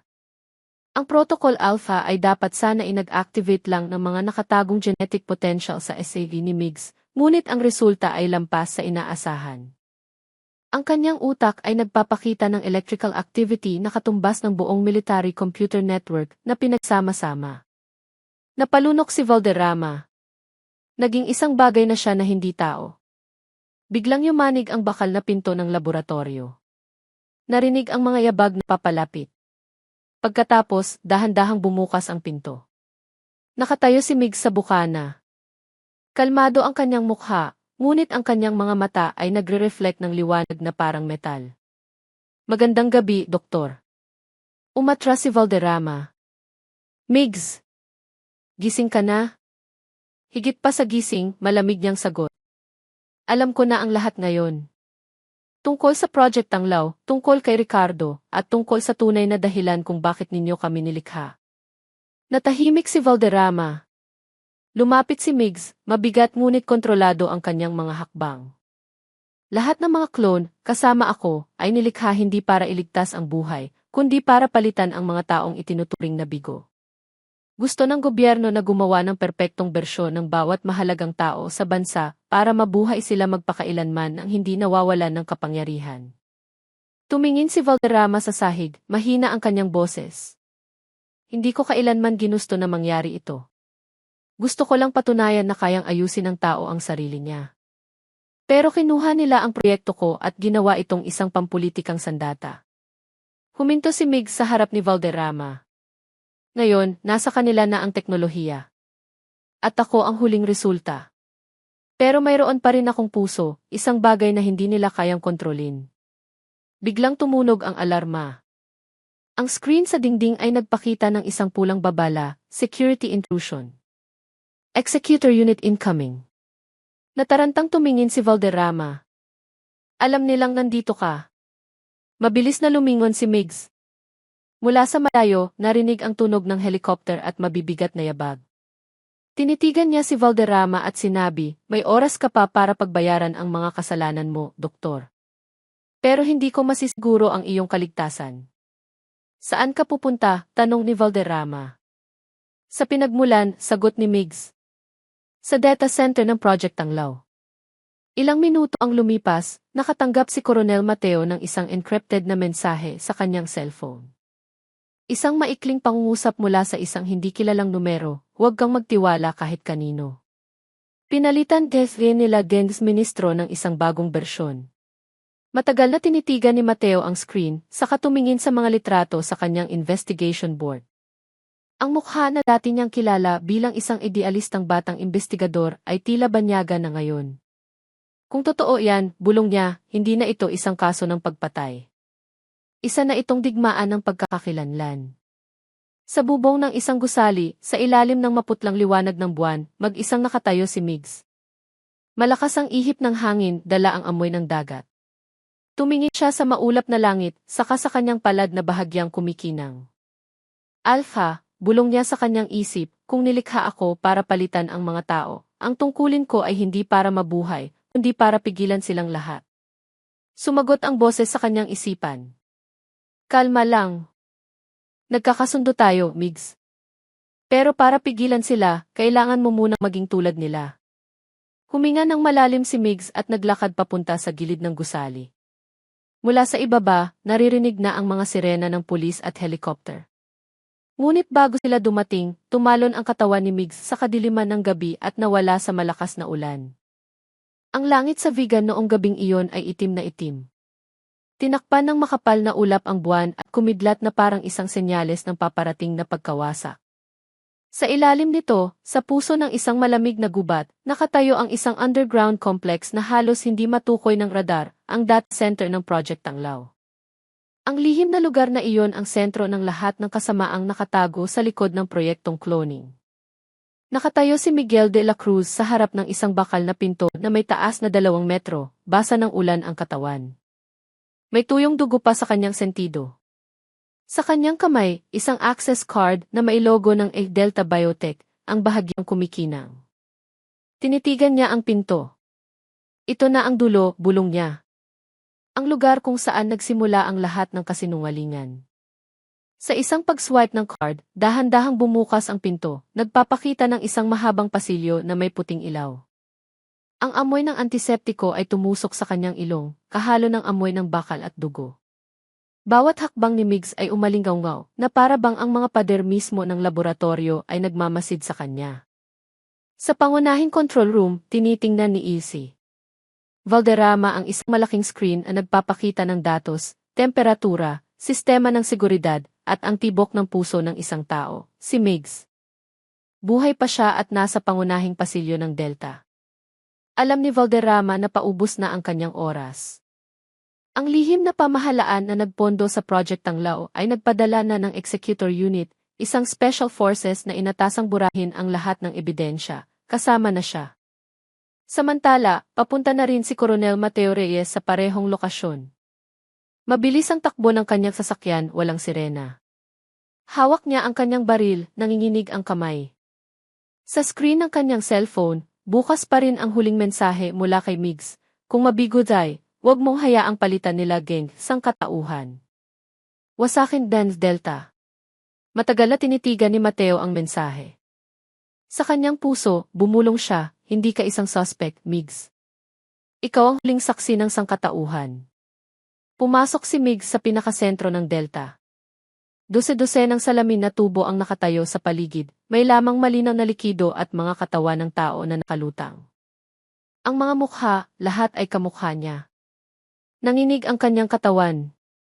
Lumapit siya sa isa sa mga tubo. Ang blankong tingin mula sa katawang nakalutang ay nagpabigat sa kanyang dibdib. Ilan sa amin ang nagawa mo, doktor, bulong niya. Isang mahinang boses ang sumagot mula sa likuran. Mahigit 100. Lumingon si Migs. Nakatayo si Iusay Valderrama sa pintuan, marumi ang kanyang laboratory coat, at ang kanyang mga mata ay puno ng pagod. Wala akong pagpipilian, Migs, sabi niya. Sa tuwing namamatay ang isang katawan, inuutusan nila akong gumawa ng bago. Gusto nilang itago ang kamalayan ng tao sa isang sisidlan na kaya nilang kontrolin. Tinitigan siya ni Migs ng matalim. Ginawa mong produkto ang tao. Yumuko si Valderrama. Alam ko. At iyan ang dahilan kung bakit tinutulungan kita. Ikaw ang tanging clone na nagawang mapanatili ang orihinal na kamalayan. Hindi ka isang kopya.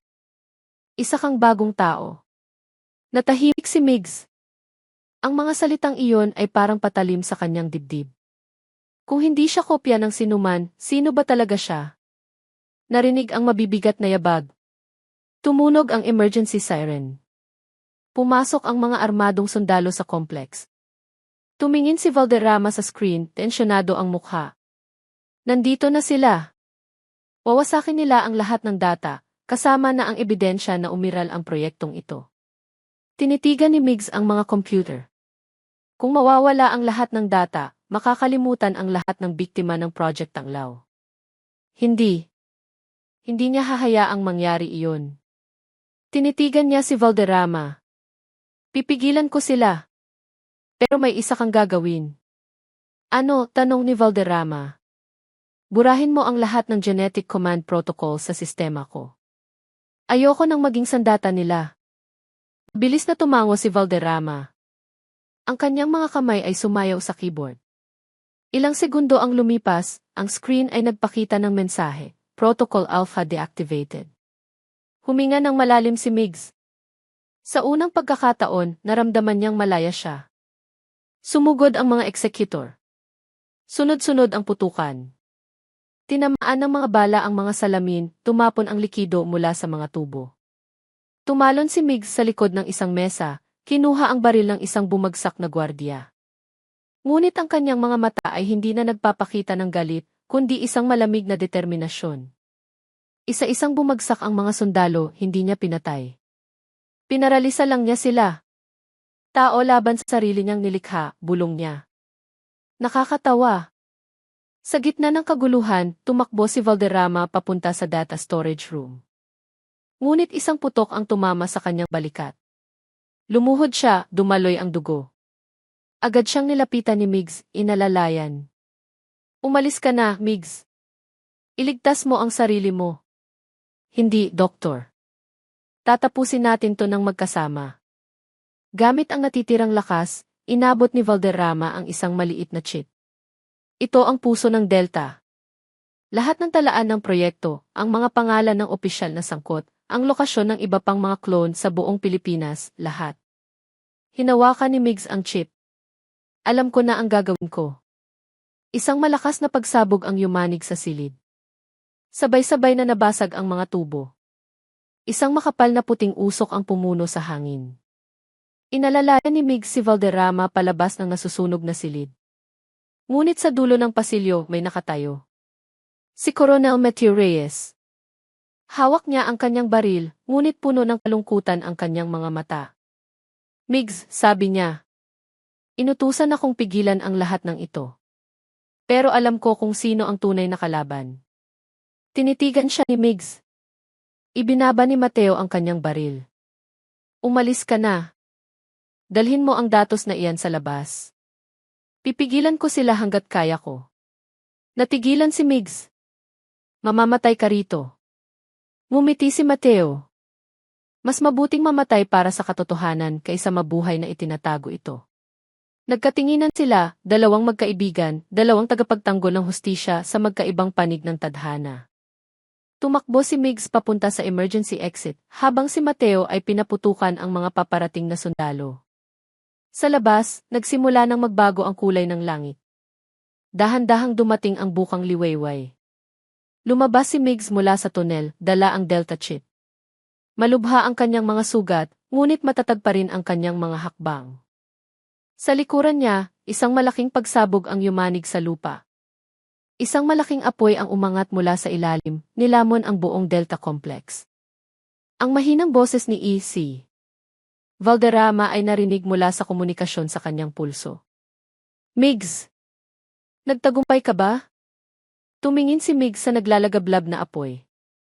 Bumagsak na ang Delta, Doktor. Pero hindi pa alam ng mundo. Kung ganoon, gawin mo ang tama. Ang boses ni Valderrama ay halos hindi na marinig at tuluyang nawala.